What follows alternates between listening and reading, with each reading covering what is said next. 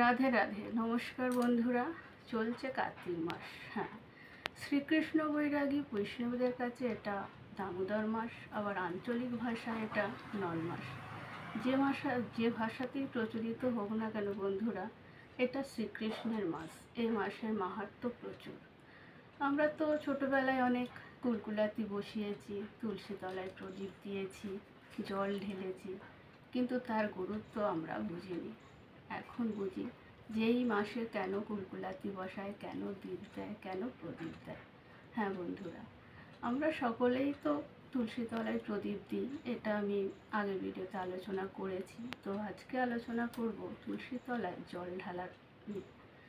জল তো আমরা সকলেই তুলসী তলায় দিই নিজেদের সংসারের সুখ শান্তির জন্য কামনা করে, সন্তান স্বামীর কল্যাণে সবাই আমরা তুলসী তলায় জল ঢালি। কিন্তু বন্ধুরা, আমরা নিজেরা কোনো দিন নিজের জন্য কিছু চেয়েছি কি? মানুষের যখন জন্ম হয়েছে, মৃত্যু তো হবেই। তাই সেই অন্তিমকালে আমাদের স্থান কিভাবে ঈশ্বরের চরণে হবে, সেটাই আমরা চাই। তাই এই চরণে স্থান পাওয়ার জন্য আমাদের তো একটু সাধনা করতে হবে, চাইতে হবে। তাই তুলসী তলায় জল অবশ্যই রোজ ঢালুন, আর একটি মন্ত্র অবশ্যই করে জপ করুন।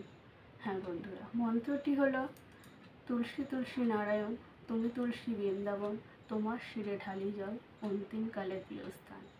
এই মন্ত্রটি 3 বার জপ করতে করতে তুলসী তলায় জল ঢালুন। দেখবেন শরীরে এবং মনে এক অদ্ভুত অনুভূতি হবে। শরীর মন দুই ভালো থাকবে। বন্ধুরা, ভিডিওটি ভালো লাগলে অবশ্যই একটি লাইক দেবেন, আর সাবস্ক্রাইব করে চ্যানেলটি আমার পাশে থাকবেন, আর কমেন্টে লিখবেন অবশ্যই করে। রাধে রাধে।